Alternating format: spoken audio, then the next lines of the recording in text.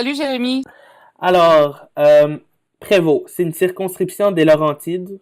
La région est connue pour ses endroits de villégiature principalement, mais on va voir qu'il n'y a pas que de l'intérêt de villégiateurs.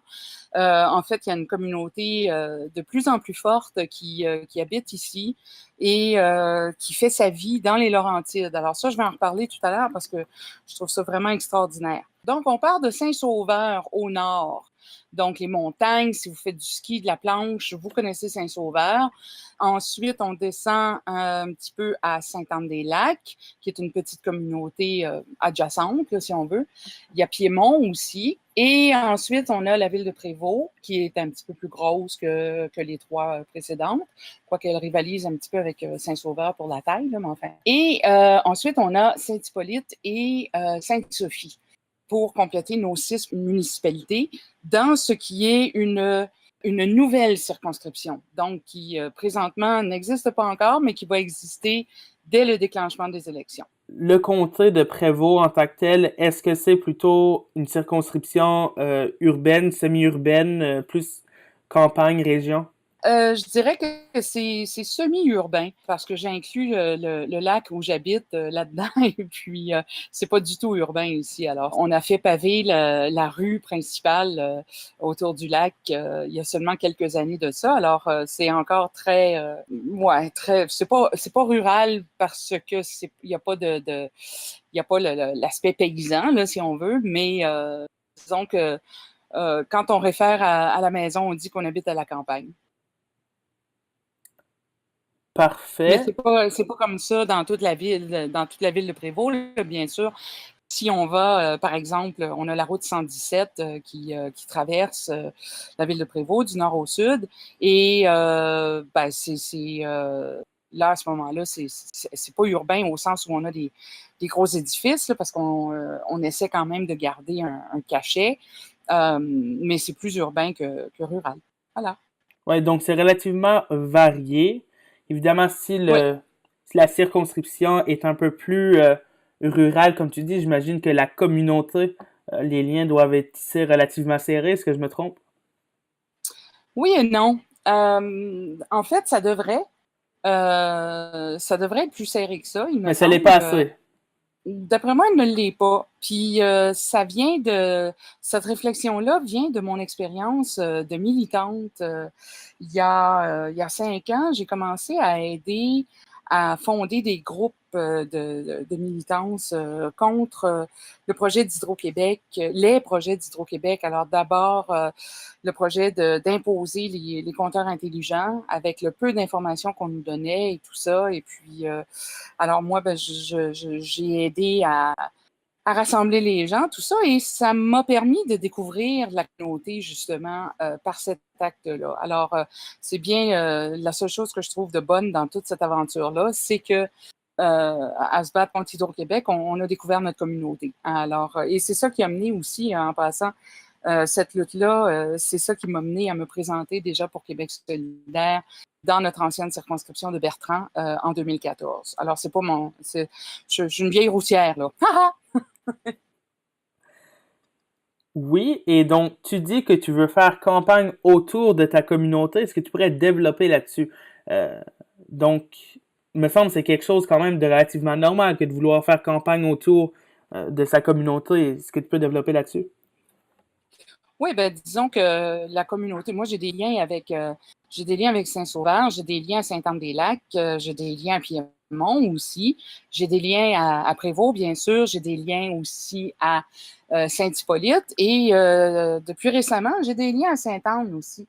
Pas à Sainte-Anne, à Sainte-Sophie, pardon. Et ben c'est ça. Disons que j'ai plutôt l'habitude d'aller me promener dans des endroits que je connais moins pour apprendre à les connaître plus. Alors, c'est ce que j'utilise, là, c'est ce que j'essaie de faire pendant la pré-campagne pour utiliser tout ce temps-là de manière, disons, moins militante, puis plus salut, comment ça va? On est maintenant dans la même circonscription, alors avez-vous des questions? Moi, je me présente pour Québec solidaire. Voici les points centraux de ma campagne. Et puis, à date, ça va très, très bien. Puis on rencontre des gens vraiment très intéressants, des gens exceptionnels. Je pense que ça fait relativement bien le tour un peu de ta candidature, un peu de qu'est-ce que tu veux inspirer. On n'a pas pris la Oui. peine de faire une biographie complète de toi. C'est pas l'objectif du podcast non plus. Donc moi, je propose qu'on saute directement aux gros enjeux. Donc premièrement, l'éléphant dans la pièce, je crois, dans ta circonscription, c'est l'éducation. Est-ce que je me trompe? Oui. Oh non, tu as tout à fait raison. Moi, ça fait 19 ans que je me suis établie à Prévost, au mois de mai dernier. Et je me rappelle très bien que cet été-là, il y a quelqu'un qui est passé pour me faire signer une pétition pour appuyer la venue d'une école secondaire à Prévost. Oui. Et bon, j'ai signé avec empressement. Non, on n'a pas fait le tour de mes bio, mais bon, pour ceux qui me connaissent, c'est pas un secret pour personne que je suis professeure et puis je suis chanteuse d'opéra, mais je suis aussi professeure. Et bon, disons que, alors, à ce moment-là, les gens sont venus me voir pour que je signe. J'ai signé donc avec empressement. Et 19 ans plus tard, on n'a toujours pas d'école secondaire. On a 9 écoles primaires dans la circonscription. Et on est la seule circonscription au Québec qui n'a pas d'école secondaire. Alors ça, c'est complètement ridicule.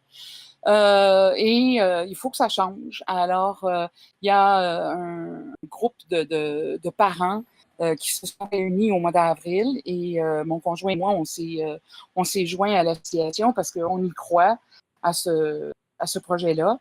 L'association s'appelle Pour une école secondaire à Prévost et elle est en ligne. Ils ont leur propre site web, mais ils ont aussi une page Facebook. Et c'est un groupe de militants très engagés. Et ils ont réussi à arracher une décision de la commission scolaire de Rivière-du-Nord, là, de laquelle on fait partie, qui est énorme. Hein? La commission scolaire, là, elle part de Prévost, justement, et elle se rend jusqu'à la chute, en passant, bien sûr, par Saint-Jérôme et tout ça. Alors, Et c'est c'est combien de énorme. pour les gens qui connaissent pas la région comme moi, c'est combien de kilomètres ça? Oh, une soixantaine de kilomètres à peu près. Nous rendre de Prévost jusqu'à la chute, ça prend un bon 45-50 minutes OK. en voiture. Puis on n'a pas un bolide, mais on a quand même, on marche pas à pied non plus. Là. Alors, Non, mais en fait, pour un territoire qui est probablement plus densément peuplé, de là où je vis, c'est quand même une commission scolaire qui est assez, peut-être peut sembler éloignée des gens. Là, comme par exemple, moi je reste en Gaspésie, donc c'est à peu près normal que la commission scolaire soit énorme, parce qu'il n'y a pas beaucoup de ouais. densité de population. Mais Non, mais dans le nous, cas on de est à Prévost, c'est 60 pas la même kilomètres. chose. Non, on est à 60 km de Montréal, là. Fait que Ouais, c'est pas... exactement.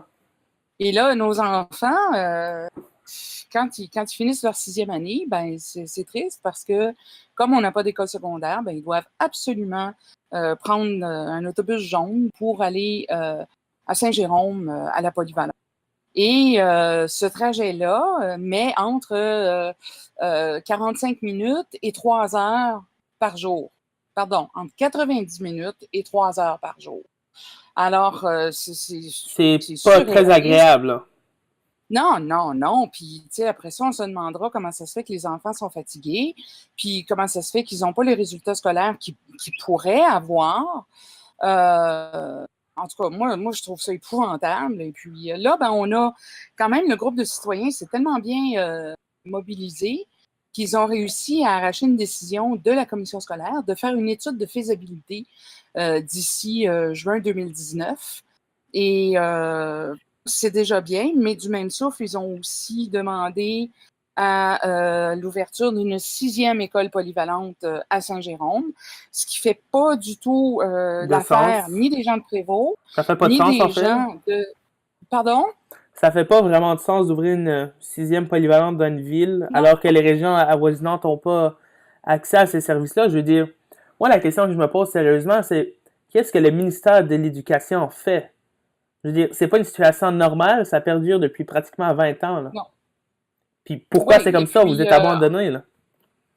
moi, en 99, quand j'ai acheté ma maison ici, le ministre de l'Éducation, ben, je vous le donne en mille, là, c'était François Legault.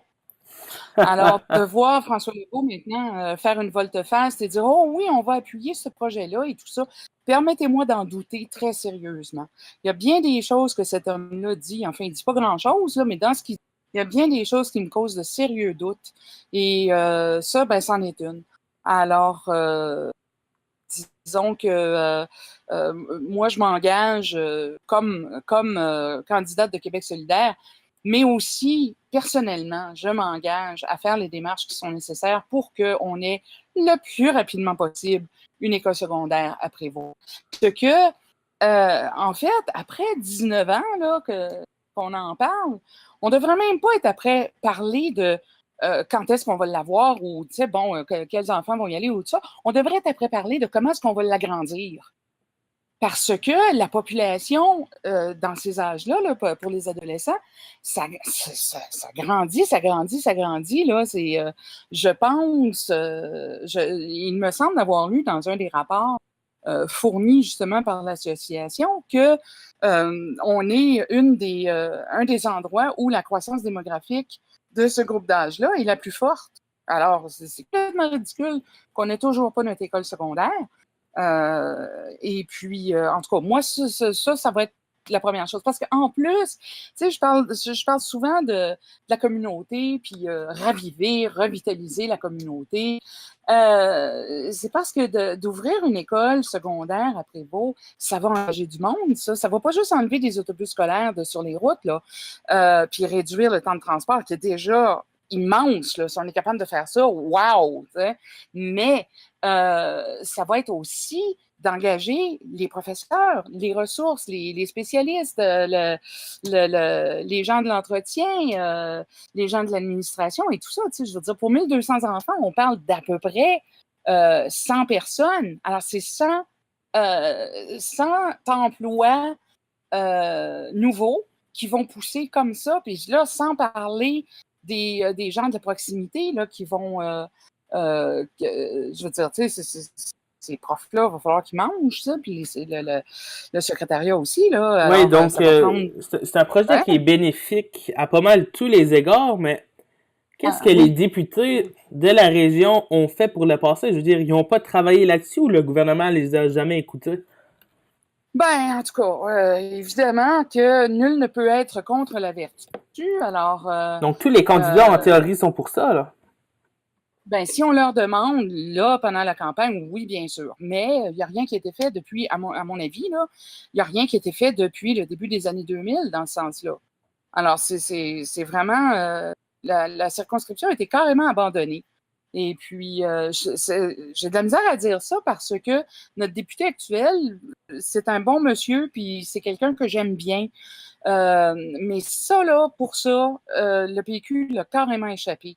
Et puis, les libéraux, ben, ils l'ont pas fait directement dans la section, mais ils ont tellement abandonné tout le monde que, bon, oublie ça, là, de faire construire une école, c'est vraiment pas pour eux, là. Tu sais, moi, je parle de 100 emplois, mais tu sais, pour eux, c'est rien, là. Tu sais. Alors que, mon Dieu, que ça ferait du bien à toute la communauté. Tu sais, je veux dire, on a aussi, on a des jeunes, mais on a aussi des personnes âgées. Et puis, on a une situation dans les Laurentides où est-ce qu'il n'y a tellement pas de soutien à domicile. Il y en a, là, mais je veux dire, c'est tellement pas assez nourri là, comme programme que les gens sont obligés de s'exiler, d'aller vivre en CHSLD. Alors que là, ils vivent dans leur maison qui est bien souvent finie de payer. Ils sont à revenu fixe, alors avec les hausses de taxes, ils ont bien de la misère. Mais en plus de ça, les attentes pour l'adaptation des domiciles, ça n'a aucun sens. Et ça là, ça retourne tout au Parti libéral. Là. Alors, Puis pour se faire dire que d'attendre 10 mois et demi pour un d'accès, c'est pas long. Je m'excuse, mais essayez de rester chez vous enfermé pendant 2 semaines, puis on s'en reparlera. effectivement que c'est pas des situations plaisantes, mais pour essayer de boucler le sujet de l'éducation, est-ce qu'on a une Oui. priorité à QS qui est clairement identifiée pour cet enjeu-là? En une phrase, là. Pas besoin de l'expliquer nécessairement. Ben, ça prend des écoles de proximité. Ça, c'est ma phrase. Donc, c'est Maintenant, au pas niveau besoin primaire et d'expliquer. secondaire qu'on veut mettre l'accent. Oui, absolument. Parce que là, il y a Sainte-Anne-des-Lacs et Piémont. Les petits-enfants vont à l'école primaire à Saint-Sauveur. Puis là, ben, il n'y a plus de place. Alors, il faut faire quelque chose pour eux aussi. Parce que là, la solution euh, qui est préconisée par le gouvernement, c'est qu'on mette tout ce beau petit monde-là sur des autobus scolaires et qu'on les envoie à l'école à Sainte-Adèle, qui est dans le cas de la ville de Piémont, là, Sainte-Adèle, c'est à 12 kilomètres. Alors, vous avez des petits poux à partir de 5 ans là, qui vont être sur des autobus scolaires pour 12 kilomètres, vont être pris dans le trafic. Donc, ça va prendre du temps. Il n'y a pas de surveillance sur les autobus scolaires. Moi, j'ai vécu l'intimidation comme bien du monde quand j'étais au secondaire. Et au primaire, c'était pas le cas, là, mais au secondaire. Et puis, ça se passait tout dans l'autobus scolaire. Il n'y avait pas de surveillance dans ce temps-là, puis il n'y en a pas plus maintenant. Alors, moi, je me sens pas à l'aise de mettre des enfants sur un autobus scolaire pour un grand trajet comme ça. À la place, je préconise les écoles de proximité. Puis on n'est pas obligé d'avoir 500 enfants là, pour construire une école. Là. On peut très bien construire des plus petits bâtiments et Oui, parce puis que ça se voit, là. Par exemple, en Gaspésie, la plupart des écoles fonctionnent très bien avec 200 élèves, puis parfois moins. ben oui. C'est des À super écoles Huberto, où la qualité d'enseignement est super parce que les liens sont oui, justement tissés serrés. Mais je trouve ben qu'on oui. a déjà parlé beaucoup d'éducation, c'est vraiment enrichissant, là, je tiens à le préciser. Ah ben merci. C'est quand Hein? même oui, c'est vraiment intéressant. C'est quand même aussi le second poste budgétaire le plus important au Québec après la santé.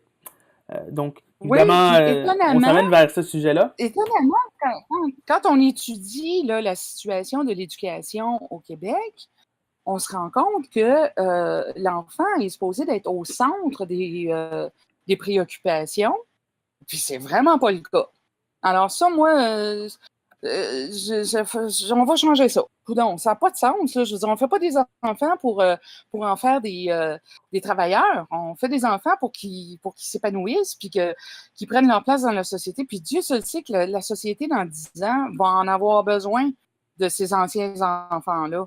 Alors, parce que, bon, enfin, tu sais, avec le climat qui flanche, là, puis tout ça, je veux dire, il va falloir les mettre à discussion, tu sais. Il y a bien des choses à réparer, là. Alors, c'est important de bien éduquer nos enfants, puis de les mettre au courant. Puis ça, ben, c'est beaucoup dans les familles que ça se passe, mais c'est beaucoup dans les écoles aussi.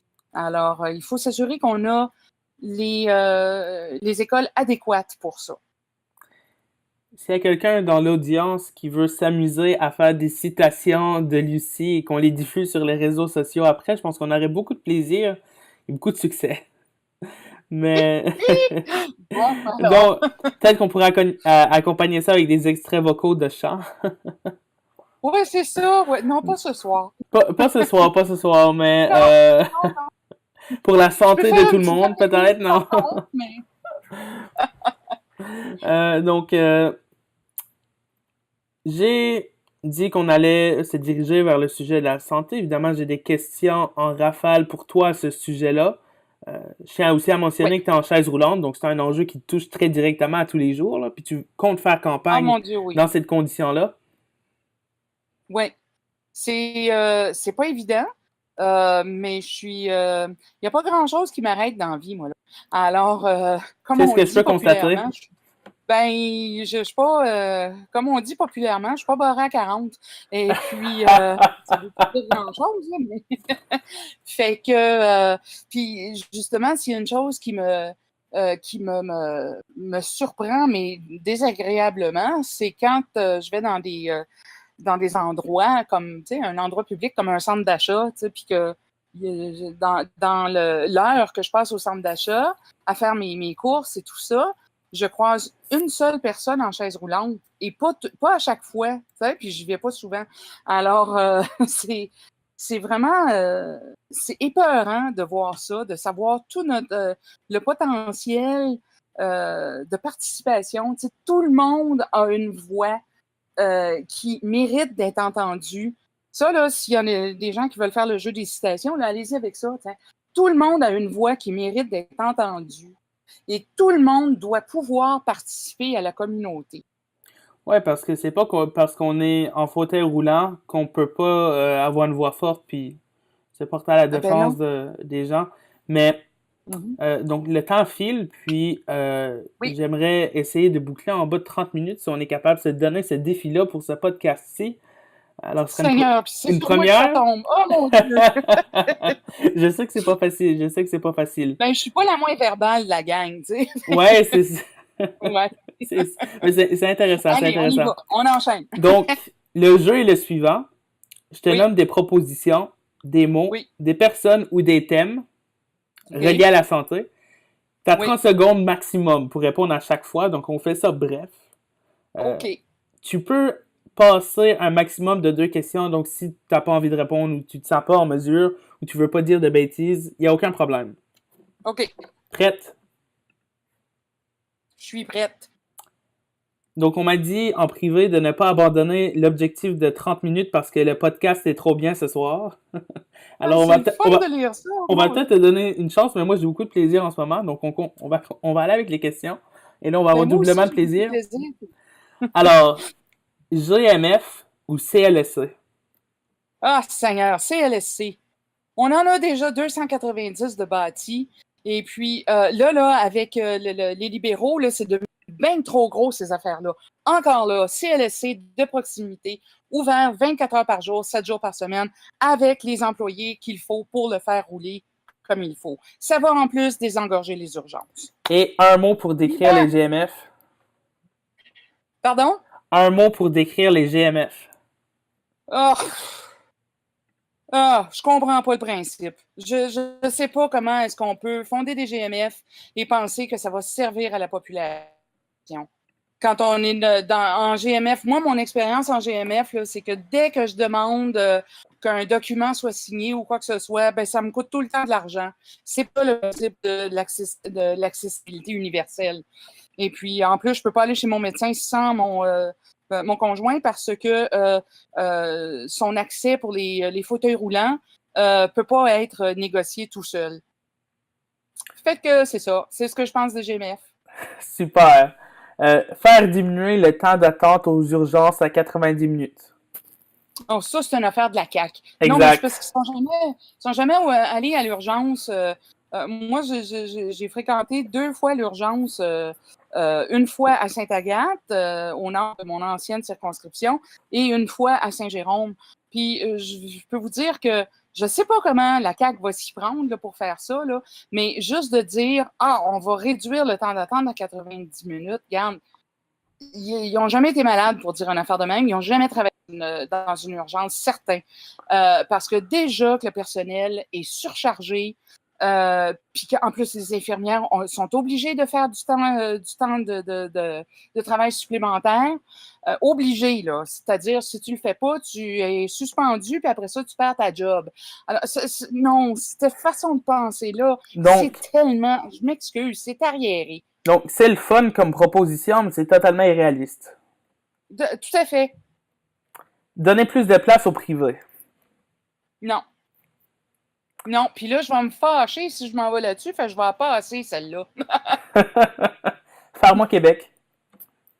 Ah oui, absolument, mais quand on parle de Pharma Québec, il faut aussi parler du RAMPU, le RAMPU, c'est-à-dire le régime d'accès aux médicaments publics et universels.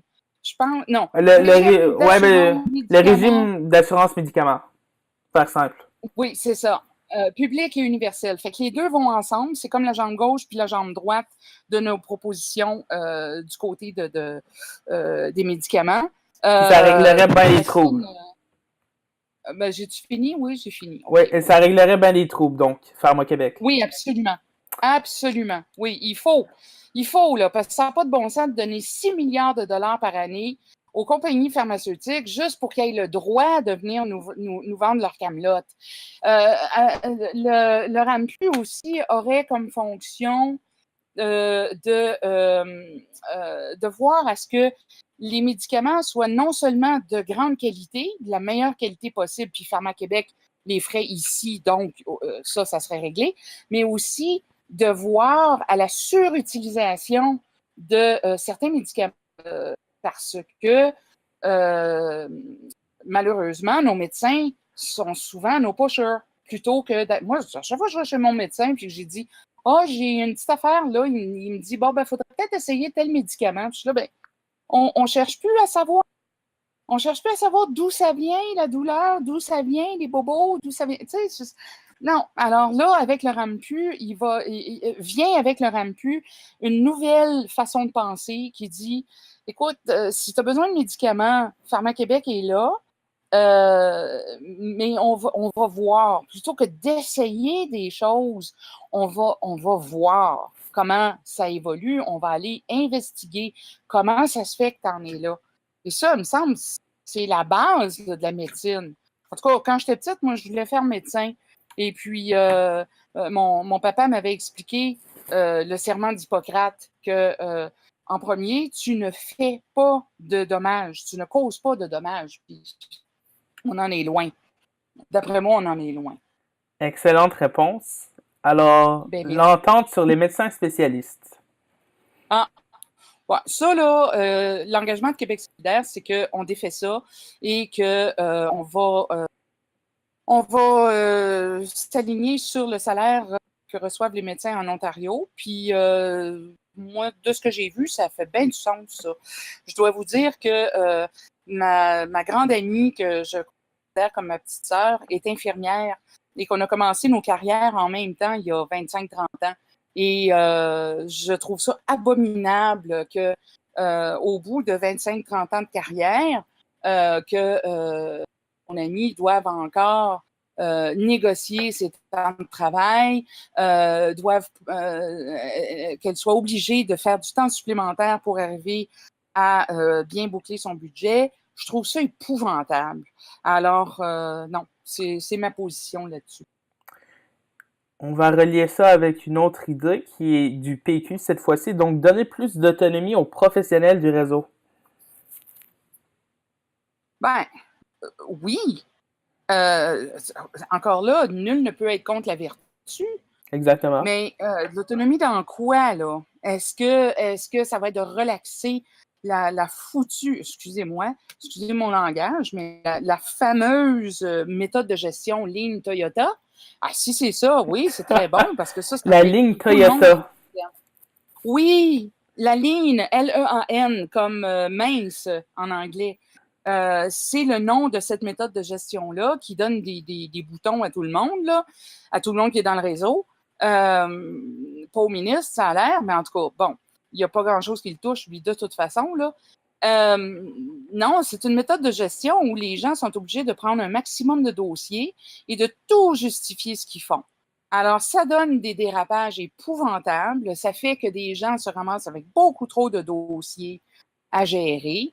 N'ont que peu de temps pour gérer leurs dossiers. C'est surprenant qu'il n'y ait pas plus d'erreurs, mais il y en a déjà beaucoup, là, mais c'est surprenant qu'il n'y ait pas plus d'erreurs à cause de la fatigue qui est accumulée grâce à cette fameuse méthode qu'on enseigne dans les écoles d'administration et tout ça, puis qu'on a tellement louangé comme étant la meilleure. C'est une catastrophe dans tout ce qui est domaine public. Ça ne devrait pas exister. Je ne suis pas professeur de gestion, mais je peux même vous en trouver des professeurs de gestion qui sont d'accord avec mon propos. Puis c'est pas juste le mien, de toute façon. Ça, il y a ça. Je suis pas mal certain qu'il y a peu de gens qui avaient entendu parler de ça, donc c'est très intéressant. Encore une fois, maintenant, l'assurance dentaire. Oui, absolument. Absolument, il faut faire ça. Nous, on a... Comment tu as dit ça, Louis? Nous, on a vos dents dans notre budget à Québec solidaire. Et les autres partis ont leurs dents dans votre budget.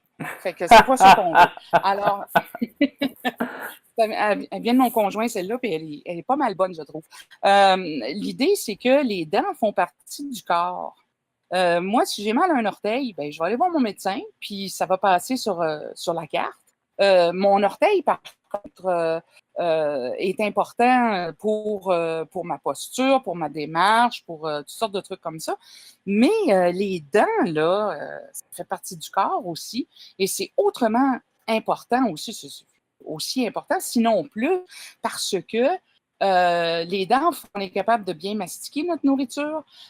Et si c'est pas bien avec les dents, si on a besoin de détartrage, par exemple, c'est quelque chose de très simple, mais qu'on a besoin d'une visite annuelle, juste ça, là, juste aller voir que tout est correct. Si on commence à développer des maladies buccales, les maladies reliées aux gencives, pensez juste à la gingivite.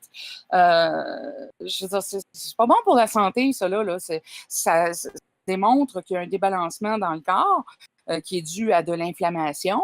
Alors, il faut absolument traiter ça. Mais là, les gens vont se rincer la bouche puis ils vont attendre que ça passe, mais parce qu'ils n'ont pas les moyens d'aller chez le dentiste. Je veux dire, je Puis suis passée par pourtant, le dentiste. c'est aussi souffrant que n'importe quelle autre maladie ailleurs sur le corps, là. J'ai pas eu de Ben, gingivite, mais ça c'est doit pas être très agréable. important. C'est aussi. Non, ben, tu sais, puis je suis allée voir un jour. Ça faisait longtemps que je n'avais pas mis les pieds chez le dentiste. Et puis, je suis allée voir pour m'informer combien ça coûte. C'est pas une clinique des plus chères, là. Et puis, on m'a dit que c'était entre 180 et 300 quelques dollars pour un nettoyage de dents.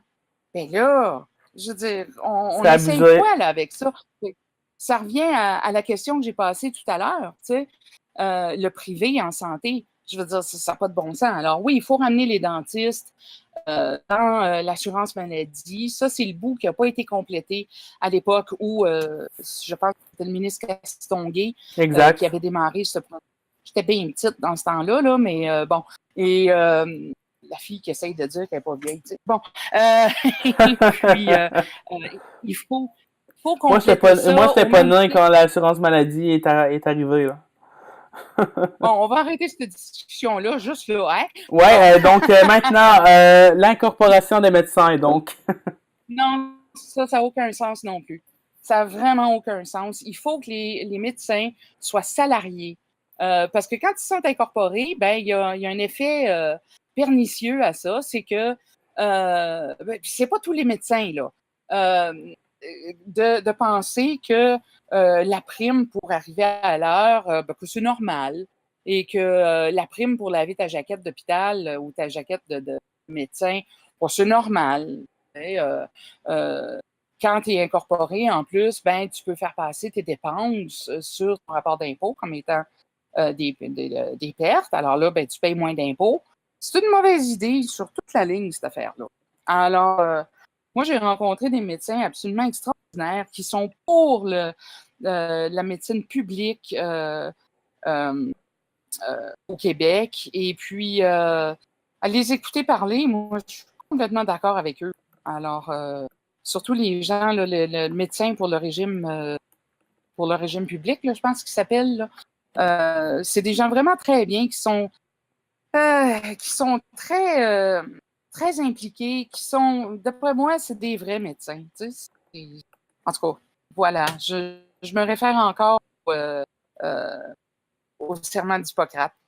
Voilà. Ne cause pas de tort. Et puis, d'après moi, ça s'étend à l'incorporation des médecins qui causent un tort, peut-être pas un tort direct, oui, selon ce que j'ai déjà énoncé, mais surtout un tort à la communauté du Québec, parce que ces gens-là ne participent pas autant qu'ils le pourraient avec leurs impôts. Tu disais de ne pas faire de tort, c'est quoi? Je répète, j'ai fait une petite erreur au niveau de Discord. Alors, tu disais qu'il faut pas faire de tort. Qu'est-ce que tu penses de Gaétan Barrette? Oh mon Dieu Seigneur! Tu peux utiliser un mot. Très simple. Regarde, je médite tous les jours et je prends 2 minutes pour le lire. Fait que comme ça, j'essaie de méditer un 10-15 minutes par jour. Au moins, ça me garde en bonne santé. Mais au nom du personnel de la santé, je suis pas capable de concevoir que cet homme-là soit nommé ministre de quoi que ce soit. Ministre, ça veut dire apporter des services aux gens. Hein, quand l'exemple qui me vient à la tête, c'est un exemple religieux, là, c'est on dit le ministre du culte. Alors, c'est quelqu'un qui apporte son service. Richard, si tu écoutes, tu me corrigeras. Bertrand aussi. Mais l'affaire, c'est que il n'est pas capable de... regarde, là, il vient de se faire retirer des négociations là, sur 2 lois, là, parce que les gens ne sont pas capables d'arriver à travailler avec lui parce que c'est un intimidateur. Et donc, il ne recevra pas de carte de Noël de ta part cette année. Il a reçu une lettre à un moment donné parce que j'avais quelqu'un dans mon entourage qui n'avait pas de nouvelles de sa situation dans le cadre du système de santé. Alors, je lui ai écrit et puis cette personne-là a reçu une lettre du directeur de santé publique de sa région pour lui expliquer son cas depuis le début et finir que par dire que bon, c'est dommage, mais ça va prendre du temps. C'est complètement dégueulasse. Donc, pas beaucoup d'amour à lui donner. Non seulement cet homme-là ne sait pas comment être ministre, mais il devrait vraiment être démis de ses fonctions. Puis quand on pense que son chef de gouvernement, son premier ministre, est lui aussi médecin, Seigneur que j'irai pas me faire traiter par eux. Effectivement. Je pense qu'on a assez fait le tour de Gaétan Barrette et de l'équipe libérale. On pourra en dire longtemps là-dessus, mais évidemment, il faut rester poli quand même dans le cadre du podcast. Donc, rapidement, en quoi Québec solidaire a la meilleure approche en santé? Ah, ben, mon Dieu. D'abord, pour la clarté des propositions. Ça, là, ça paraît que c'est nos membres qui votent les propositions, qui les préparent et qui les votent. Parce que c'est fait pour que ça soit compris. Quand on regarde les propositions des autres partis, on voit clairement que ça vient de think tank et tout ça. Et c'est écrit pour ne pas comprendre qu'est-ce qui se passe. Et ça, je trouve ça vraiment dommage parce que les gens s'en vont lire des propositions quand ils le font, là, vont lire les propositions et puis se disent, ben là, j'ai pas tout compris, mais ça a l'air à faire du sens, puis on a besoin de changement, fait qu'on va l'essayer. Seigneur, non, tu sais, ben, Québec solidaire, justement parce que on parle à tout le monde, je pense qu'on a la meilleure façon de communiquer nos points du programme, et dans ce cas-ci pour la plateforme, là, pour les 4 prochaines années. Et donc, c'est un format plus clair, qui est facile à comprendre, qui est facile à diffuser, qui peut être facilement discuté à la table du souper, même sans trop y penser. Et puis, ça fait du sens. Tu sais, je veux dire, c'est pas compliqué, là, ça fait du sens. Ça, je pense que c'est pas la bonne façon de cette expression-là. Mais enfin, bref, s'il y a des professeurs de français dans la salle, ben écrivez-moi. Bon. Merci, Lucie. C'était ma dernière question. Donc, on a fait le tour du plus difficile. Le pire est passé. Si c'était vraiment ardu. Alors, je pense pas que c'était bien le fun. J'espère que c'est le fun pour nos auditeurs aussi, là, parce que moi, ici, là, je m'amuse ferme. En tout cas, l'animateur s'amuse ferme aussi. Donc, il n'y a pas l'air d'avoir de questions pour l'instant du public. On va laisser encore quelques minutes pour qu'ils puissent en écrire. Mais sinon, donc, je t'encouragerais à dire le mot de la fin. Ben alors, moi, je suis la candidate pour l'éducation parce que on en a besoin. On a besoin d'écoles, on en a besoin d'une école secondaire dans Prévost, on en a besoin d'écoles primaires à Saint-Sauveur, à Saint-Anne-des-Lacs, à Piémont. On a besoin aussi de services publics en santé. On a besoin de nos CLSC de proximité 24 heures 7 jours par semaine. Une chose qui m'allume beaucoup dans le programme, dans la plateforme de Québec solidaire, c'est ce 5% du budget de la santé qui va être accordé à la prévention. Il y a tellement de monde, là, surtout dans le système de santé, qui sont en burn-out ou sur le bord du burn-out. On a besoin d'avoir des outils de prévention. On a besoin d'autres choses aussi, mais entre autres, pour la santé mentale, pour les maladies alimentaires, il y en a de plus en plus. Les cancers, le diabète, enfin, l'obésité, tout ça, ce sont des maladies on dit alimentaire. On a besoin aussi de prévention du côté des AVQ, des AVD, c'est-à-dire l'aide à la vie quotidienne et l'aide à la vie domestique. L'aide à la vie domestique a une fâcheuse tendance à vouloir se faire privatiser. Et là, ça marche pas. Il faut que ça revienne dans le réseau. Les soins dentaires gratuits. Il faut s'occuper des proches aidantes. C'est surtout des femmes qui sont dans cette situation-là. Mais Seigneur de la vie qu'il faut s'occuper, il faut leur donner de l'aide, il faut leur donner des répits, il faut leur donner de la formation.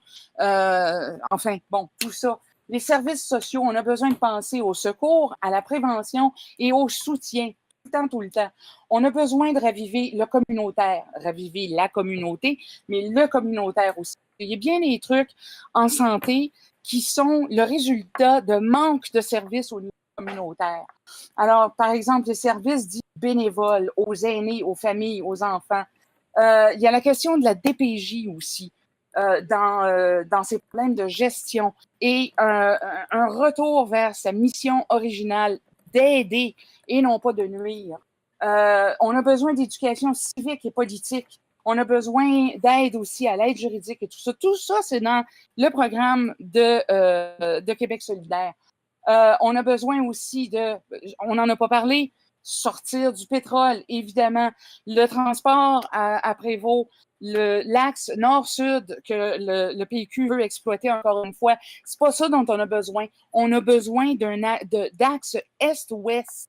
On a besoin de stationnement incitatif. On a besoin de favoriser le transport à vélo, à pied, le covoiturage, tout ça. On a besoin de petites navettes électriques, de l'accessibilité pour tout le monde, même les gens qui sont en fauteuil roulant. On a besoin de sortir du pétrole, du gaz de schiste. On a besoin de créer des emplois vraiment verts. Et en culture, on a besoin de bibliothèques, de petites salles de spectacle, des salles de sport. On a besoin de formation continue, formation spéciale. C'est de la rafale, ça là. J'espère que vous me suivez. On a besoin de donner des raisons et des moyens pour rester à proximité. Voilà. J'ai-tu réussi? Oui, et on a besoin de Lucie Maillère comme députée solidaire dans Prévost, c'est ce que j'aurais envie de dire. Donc, ce soir, je pense en tout cas pour ma part, j'ai découvert une excellente candidate du parti. J'ai été absolument honoré de pouvoir discuter avec toi. Je souhaite la meilleure des chances le 1er octobre prochain. C'est vraiment gentil. Écoute, moi, j'y vais avec mon cœur. Puis la tête est pas pire aussi en arrière, fait que c'est un bon mélange, je pense. Puis j'ai une bonne équipe aussi. Très bon mélange, en effet. Moi, après, ouais. Alors, je suis bien contente. Ça va bien. On rencontre les gens, puis ils nous disent, des fois, ils nous disent en murmurant, mais je vais voter pour vous. Puis je trouve ça tellement cute. Puis c'est un honneur pour moi qu'on me donne cette confiance-là.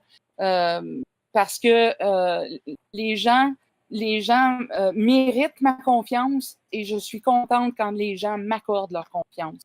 Alors, tout ce que je souhaite, c'est de devenir la prochaine députée la première députée de la circonscription de Prévost et que cette première députée-là soit de Québec solidaire.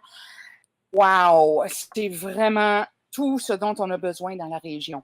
Et là, je ne suis pas après sonner ma propre trompette. Je pense que on est dû pour un changement qui n'est pas juste une job de peinture. On a besoin d'un changement en profondeur et ça, c'est juste Québec solidaire qui le fait. On est parfaitement d'accord là-dessus. Merci beaucoup, Lucie. Tous nos auditeurs, donc on se revoit la semaine prochaine, mercredi 20h. Donc, s'il n'y a pas de problème quelconque qui nous apparaisse dans la face. Donc, on serait normalement avec le candidat dans Robert Baldwin, donc Zachary Williams, un candidat anglophone de Québec solidaire. Alors, ça s'annonce plutôt intéressant également. Nous, on se dit à la prochaine fois.